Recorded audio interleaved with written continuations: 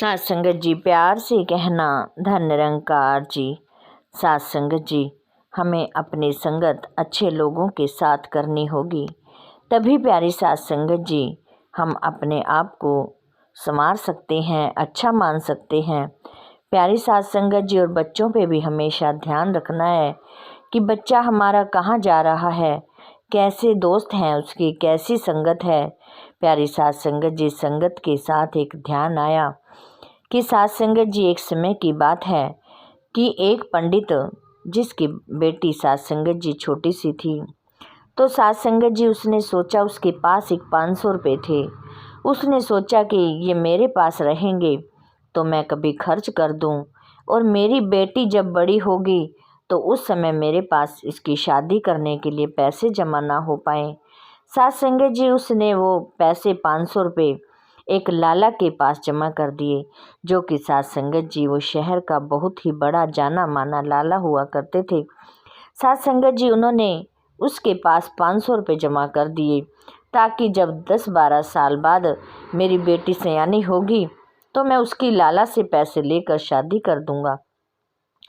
प्यारी सात संगत जी समय बीतता गया, लाला अपना हर रोज का गुजारा जैसे होता वो करता गया।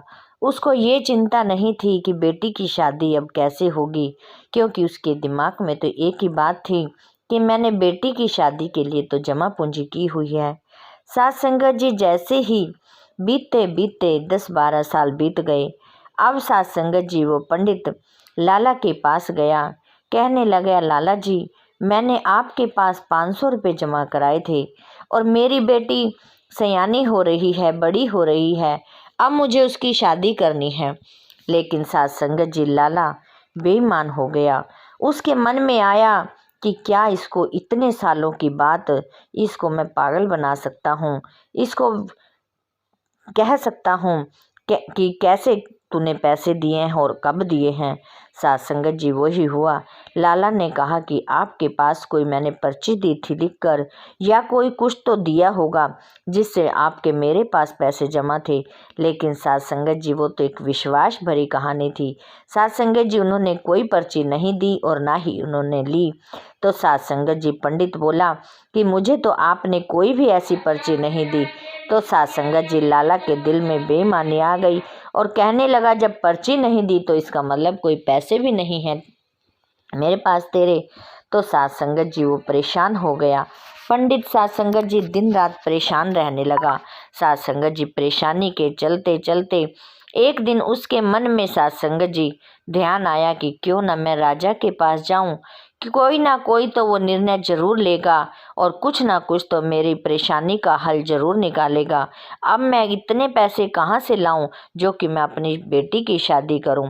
प्यारी सात संगत जी वो पंडित राजा के पास गया। वहां पर सात संगत जी दरबार में खड़ा होकर बोलने लगा कि मेरे साथ अन्याय हुआ है। ऐसे मैंने इतने सालों से पहले पंडित उसको लाला को 500 रुपये दिए थे ताकि मेरे से खर्च ना हो जाए, आप अपने पास जमा कर लो, तो अब वो मेरे को देने को मना कर रहा है। प्यारे सात संगत जी राजा ने बहुत ध्यान से सुना और सात संगत जी उसको कहा कि कल जब हमारी गांव में से सवारी निकलेगी, उस लाला की दुकान के आगे आप खड़े हो जाना, आपका काम हो जाएगा।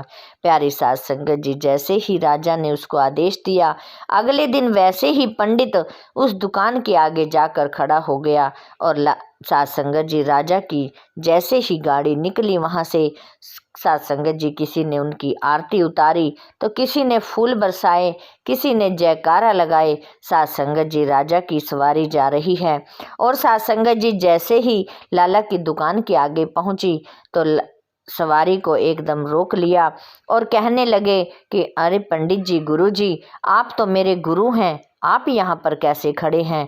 प्यारी सात संगत जी उन्होंने राजा ने उस पंडित को आदर सहित अपने साथ बिठा लिया। प्यारी सात संगत जी और वो पंडित ये सब कुछ देख रहा है। पंडित ने भी राजा की आरती की और सात संगत जी रथ आगे चला गया।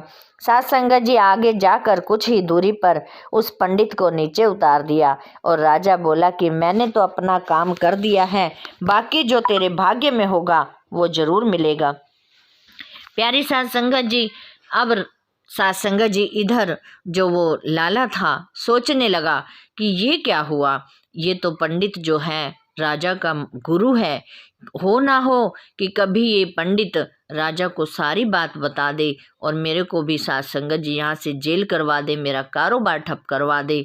इससे अच्छा तो होगा कि मैं इस पंडित के पैसे सूद सहित वापस करवा दूं। प्यारी सात संगत जी जो वो लाला था उसने अपने जो सात संगत जी आगे था उसका जो भी सात संगत जी उसको भेजा और कहने लगे कि उसको आदर सहित उस पंडित को घर पर लेकर आओ। प्यारी सात संगत जी वो गया और पंडित एक पेड़ के नीचे छाया में सात संगत जी बहुत ही टेंशन में बैठा हुआ था। सात संगत जी उसको नमस्कार किया और उस पंडित को आदर सहित लाला के पास लेके आया। कहने लगा कि आपको लाला जी ने बुलाया है।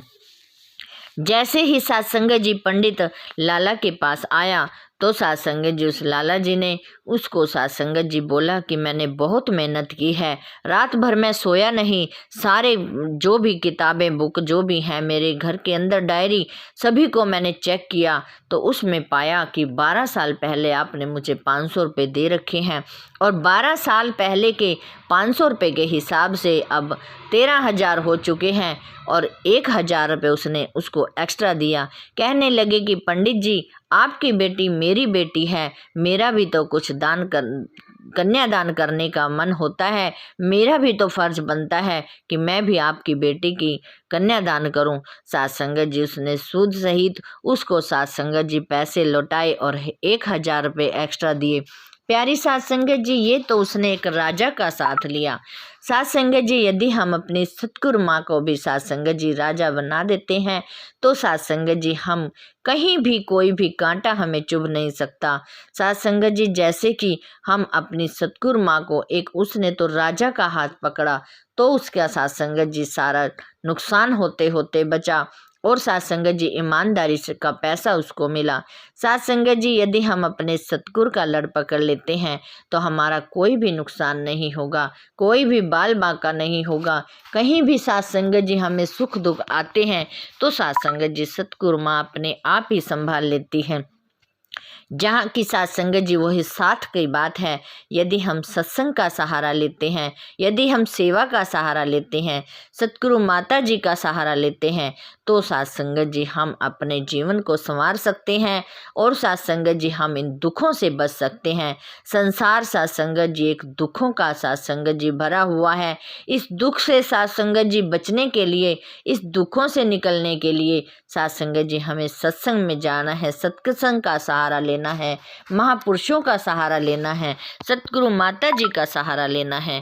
सात संगत जी तभी हम बच सकते हैं, वरना तो सात संगत जी ये संसार दुखों का घिरा हुआ है। हर दुख सात संगत जी इस संसार में है। कोई कैसे दुखी तो कोई कैसे दुखी।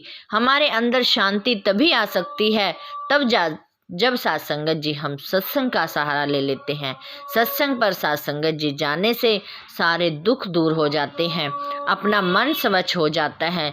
यदि सात संगत जी हमारा मन साफ हो जाता है तो हम सात संगत जी कोई भी परेशानी हमें नहीं आ पाती और सात संगत जी हम अपना जीवन सुख में बिता सकते हैं। प्यारी सात संगत जी दासी से बोलते समय बहुत सारी गलतियां हो जाती हैं, अनजानी बच्ची समझकर क्षमा करना और सात संगत जी दासी को सात संगत जी जुड़े रहना, सात संगत जी प्यार से कहना। धन निरंकार जी।